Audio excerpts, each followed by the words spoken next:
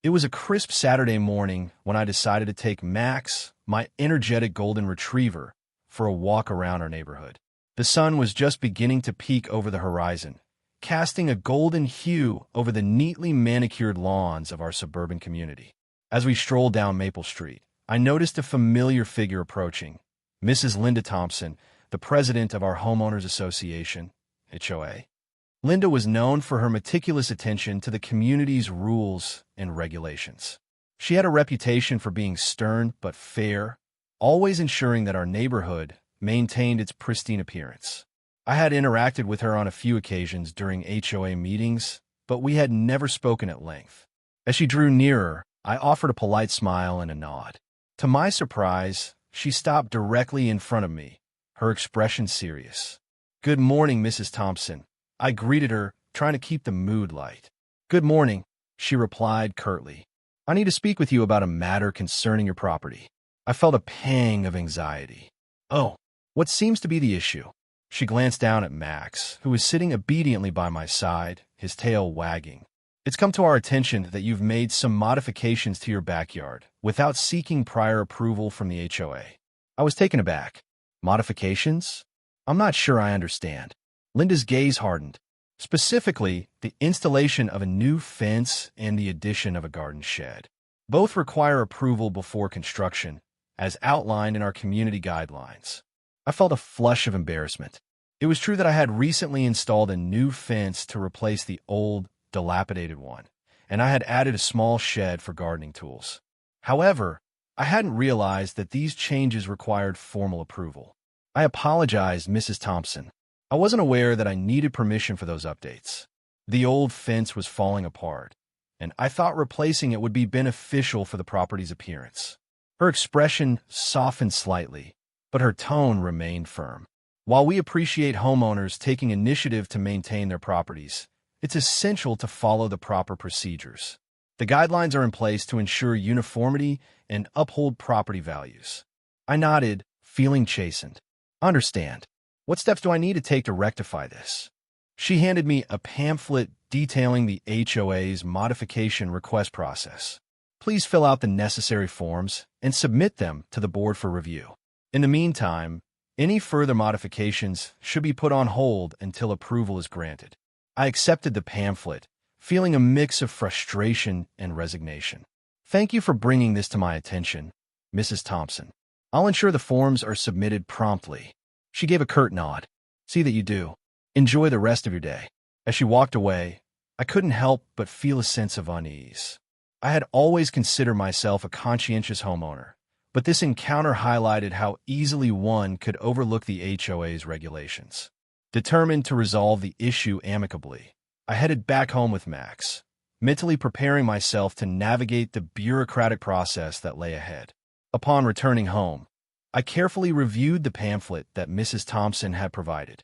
It outlined the Homeowners Association's, HOA, procedures for property modifications, emphasizing the importance of adhering to community guidelines to maintain neighborhood aesthetics and property values.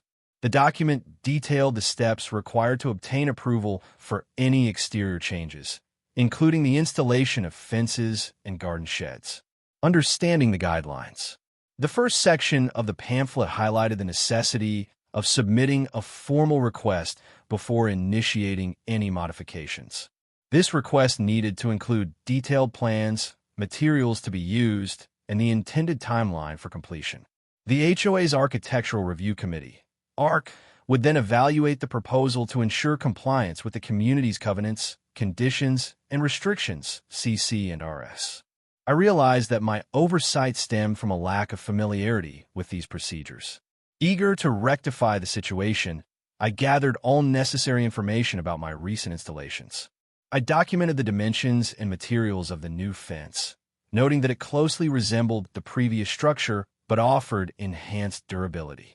Similarly, I compiled details about the garden shed, emphasizing its discreet placement and design harmony with the main house.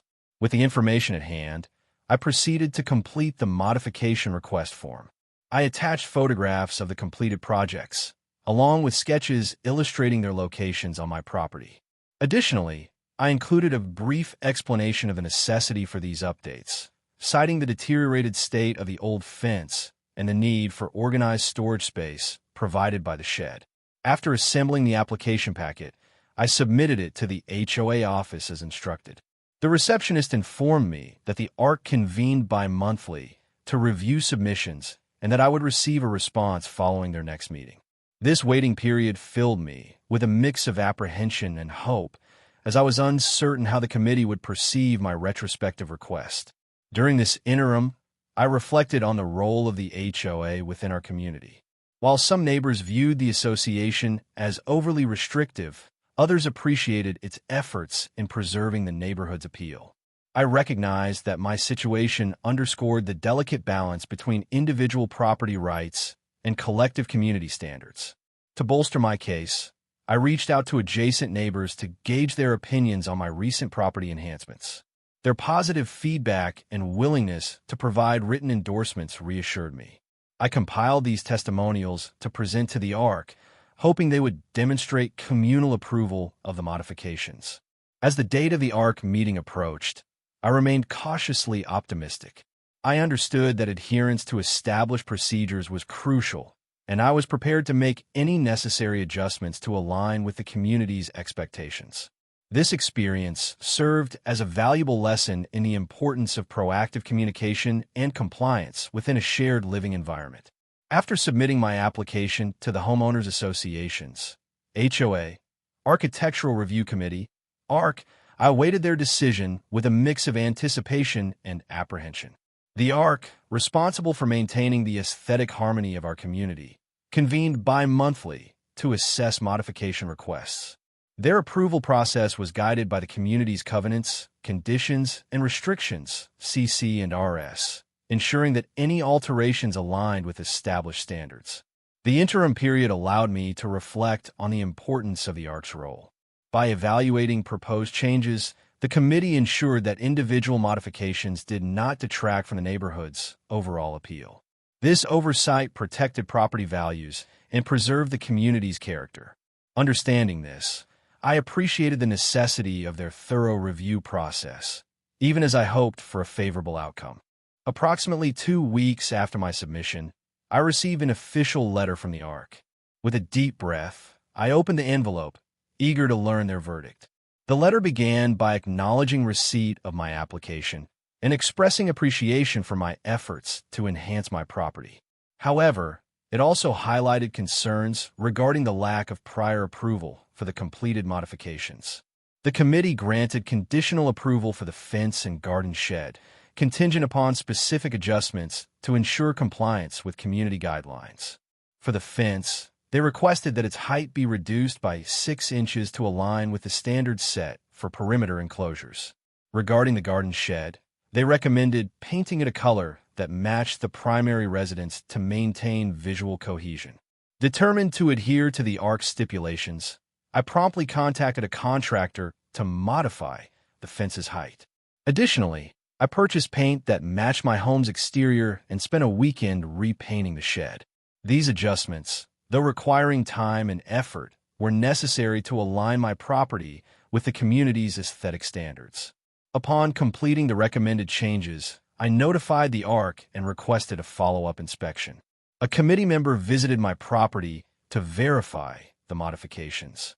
Satisfied with the compliance, they issued a formal approval, lifting any potential sanctions and reaffirming my standing within the community. This experience underscored the significance of proactive communication with the HOA and adherence to established procedures. It highlighted the balance between individual property enhancements and collective community standards. Moving forward, I resolved to consult the ARC before initiating any future projects, ensuring that my contributions would harmonize with our neighborhood's shared vision. A week had passed since I submitted the necessary forms to the Homeowners Association, HOA, for the modifications made to my property. I was hopeful that the proactive steps I had taken would resolve the situation amicably. One evening, as the sun dipped below the horizon, casting a warm glow over the neighborhood, I decided to take Max, my golden retriever, for his usual walk. As we strolled down the familiar streets, I noticed Mrs. Linda Thompson, the HOA president, approaching from the opposite direction. Her expression was stern and her pace brisk. I felt a knot tighten in my stomach, anticipating another discussion about my property modifications. "Good evening, Mrs. Thompson." I greeted her, attempting to sound cordial. "Good evening," she replied curtly. "I need to speak with you regarding a serious matter." I nodded, signaling for Max to sit by my side. "Of course. Is this about the modification request?" I submitted. She shook her head. "No, this concerns a different issue. We've received complaints about Max." I was taken aback. "Complaints? What kind of complaints?" "Several residents have reported that Max has been off-leash during your walks, which is a violation of our community's pet policy." I felt a surge of defensiveness. "Mrs. Thompson, I assure you, Max is always on a leash when we are outside. I understand the rules and have always adhered to them." She raised an eyebrow. "Are you suggesting that multiple residents are fabricating these reports?" I took a deep breath, trying to maintain my composure. "I don't know why these complaints have been made, but I can confidently say that Max has never been off-leash in the neighborhood." Mrs. Thompson's gaze softened slightly, but her tone remained firm. "Regardless, the HOA has to address all complaints seriously.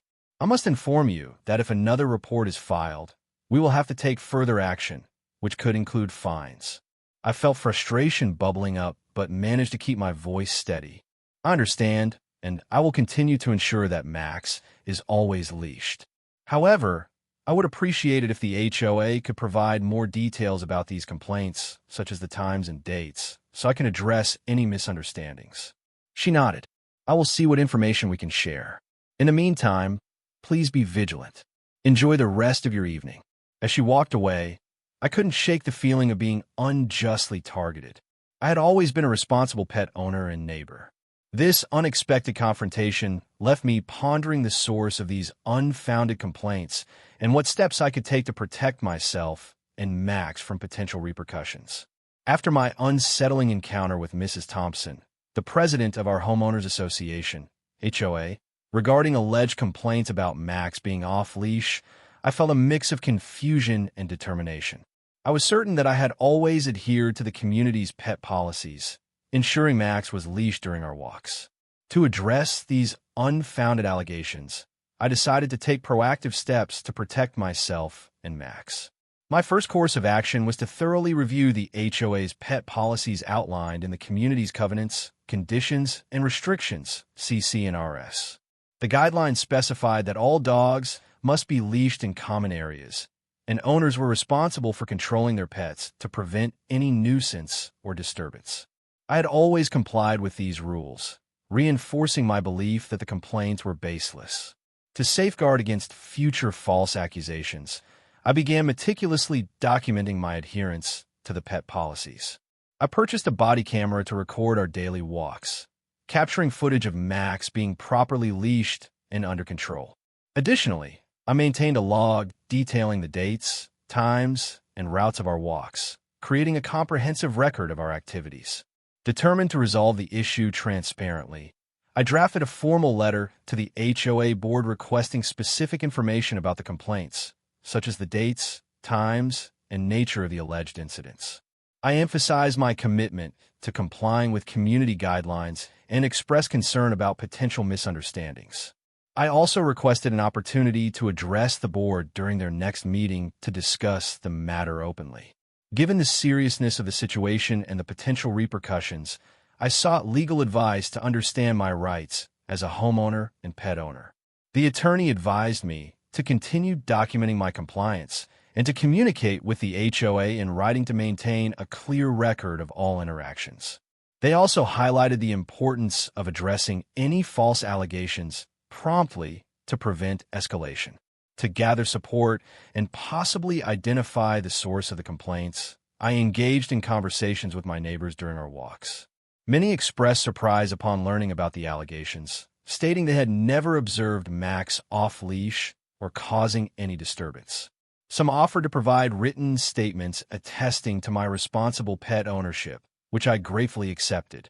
As the date of the HOA meeting approached, I compiled all the evidence supporting my compliance: video recordings, the walk log, the formal letter, and the neighbor's statements. I aim to present a factual and respectful case to the board, hoping to resolve the issue amicably and prevent any future misunderstandings.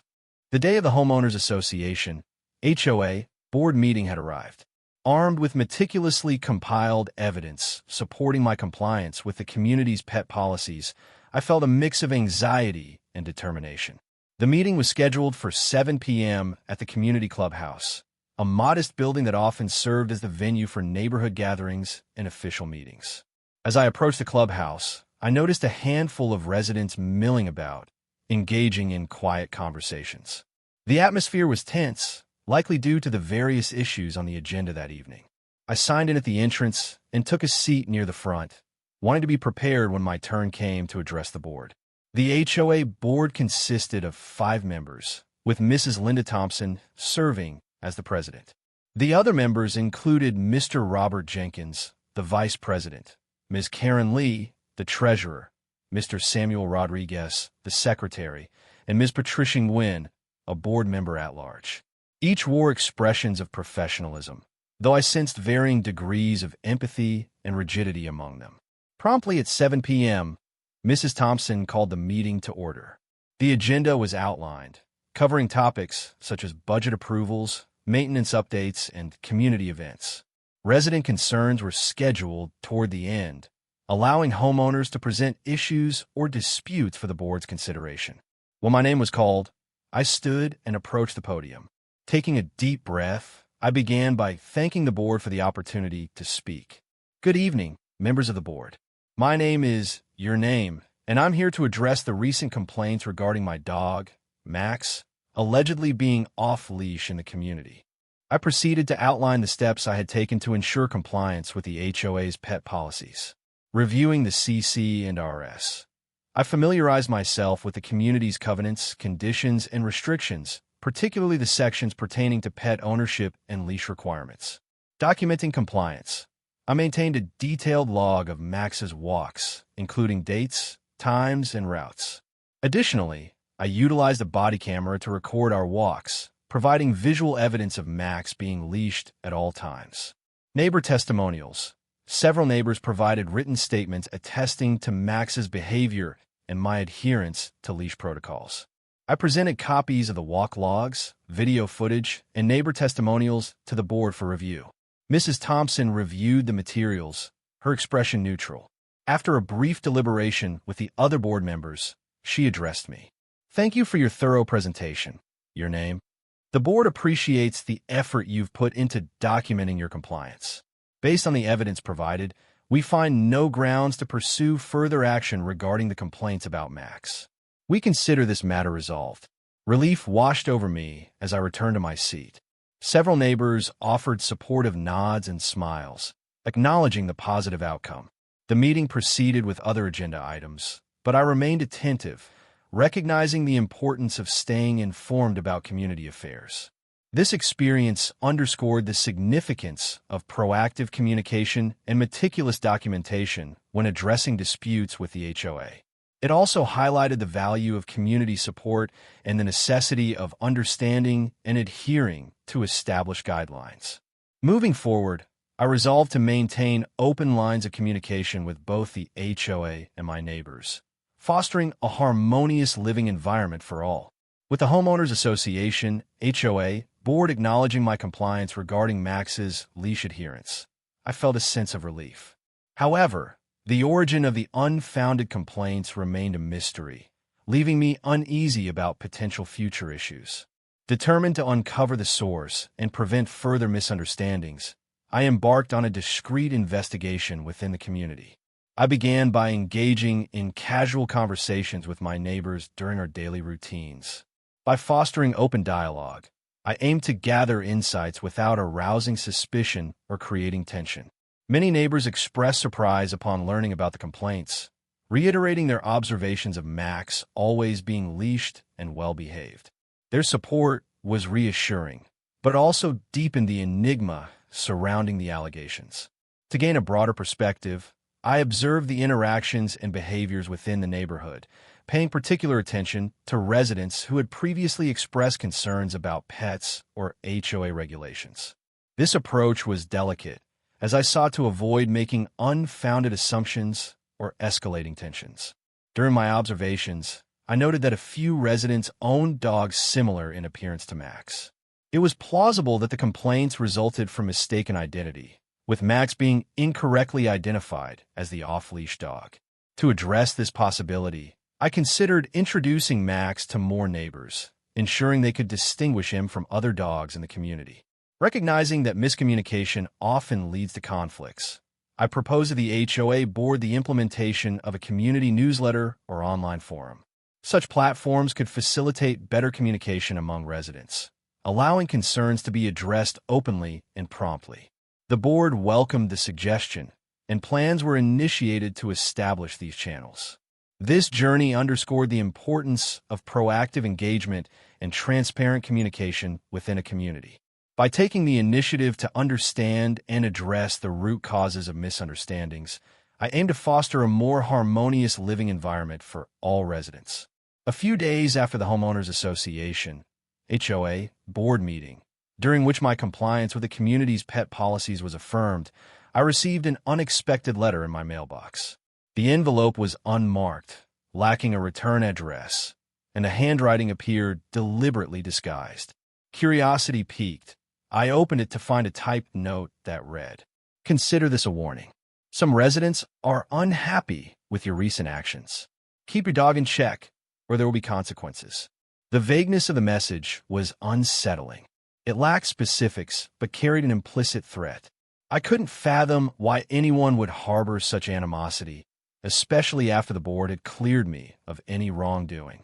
Determined not to be intimidated, I decided to take further steps to ensure my safety and that of Max. First, I enhanced the security around my property. I installed surveillance cameras covering all entry points and the areas where Max typically played. The presence of visible cameras would serve as a deterrent to potential trespassers and provide evidence should any incidents occur. I contacted my attorney to inform them of the anonymous letter. They advised me to document the incident meticulously and to report it to the local authorities, even if the threat was ambiguous. Having an official record would be beneficial if the situation escalated. Following my attorney's advice, I filed a report with the local police department.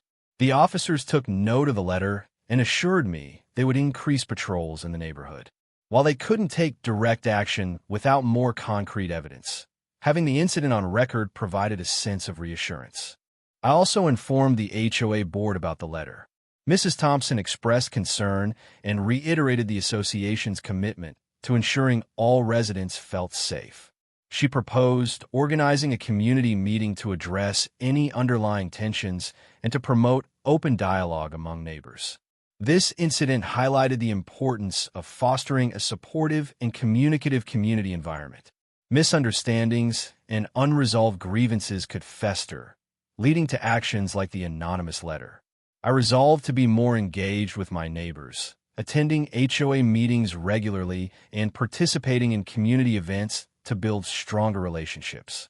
In anticipation of the proposed community meeting, I prepared to share my experiences openly, hoping to dispel any misconceptions and to encourage others to voice their concerns constructively. By addressing issues transparently, I aim to contribute to a more harmonious neighborhood where residents felt comfortable discussing their grievances without resorting to anonymous threats. In response to the anonymous letter I received, the Homeowners Association (HOA) organized a community meeting to address underlying tensions and promote open communication among residents. The meeting was scheduled for a Saturday afternoon at the community clubhouse, aiming to provide a platform for neighbors to voice concerns and collaboratively seek resolutions. The HOA board, led by President Linda Thompson, outlined the meeting's agenda to ensure a structured discussion. Opening remarks, emphasizing the importance of community cohesion and respectful communication, addressing anonymous communications, discussing the impact of unsigned complaints or threats, and establishing appropriate channels for reporting concerns. Open forum, allowing residents to share grievances, suggestions, or feedback in a constructive manner. Conflict resolution strategies, introducing resources and procedures for resolving neighbor-to-neighbor disputes effectively. Closing remarks, summarizing action items, and reinforcing the commitment to a harmonious living environment. Mrs. Thompson commenced the meeting by acknowledging recent events that had caused unease among residents. She stressed the HOA's dedication to fostering a supportive community where all members feel safe and valued. The discussion then shifted to the issue of anonymous letters and complaints. Mrs. Thompson highlighted that while the HOA takes all concerns seriously, unsigned communications hinder effective resolution and can lead to mistrust. She encouraged residents to utilize established channels for reporting issues, ensuring transparency and accountability. During the open forum, several residents voiced their thoughts. Mr. Allen expressed frustration over noise disturbances from late-night gatherings, seeking clarification on quiet hours. Ms. Rodriguez raised concerns about speeding vehicles within the neighborhood, suggesting the installation of speed bumps. Mr. Patel shared his discomfort regarding the anonymous letter incident, advocating for a culture of direct communication.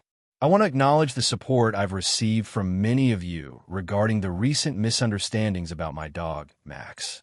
I believe open dialogue is crucial, and I encourage anyone with concerns to approach me directly. Let's work together to maintain the harmony of our community. The HOA introduced several initiatives to enhance conflict resolution. Mediation services, offering professional mediation for residents experiencing disputes, aiming for amicable solutions. Workshops, organizing workshops on effective communication and community building. Suggestion box, implementing an anonymous suggestion box for non-urgent concerns, with the understanding that actionable complaints require identification. The meeting concluded with a collective commitment to uphold the community's values of respect, transparency, and mutual support. Residents left with a renewed sense of responsibility toward fostering a positive neighborhood atmosphere. Following the insightful community meeting, the Homeowners Association, HOA, and residents collaborated to implement initiatives aimed at fostering unity and enhancing neighborhood relations. Recognizing the importance of proactive engagement, several programs were introduced to address concerns and promote a harmonious living environment. To improve communication, the HOA launched a monthly community newsletter. This publication featured updates on neighborhood events, maintenance schedules, and articles highlighting residents' achievements. By keeping everyone informed, the newsletter aimed to reduce misunderstandings and encourage participation in community activities. Social events were organized to strengthen neighborly bonds. Activities such as block parties, potluck dinners, and holiday celebrations provided opportunities for residents to connect in informal settings. These gatherings fostered friendships and a sense of belonging, making it easier to address issues collaboratively. The HOA introduced a mediation program to resolve disputes amicably. Trained mediators from within the community volunteered to assist neighbors in finding mutually agreeable solutions to conflicts. This initiative empowered residents to handle disagreements constructively, reducing the need for formal complaints. To build trust, the HOA committed to greater transparency in its decision-making processes. Meeting agendas and minutes were made accessible to all residents, and open forums were held to gather input on significant matters.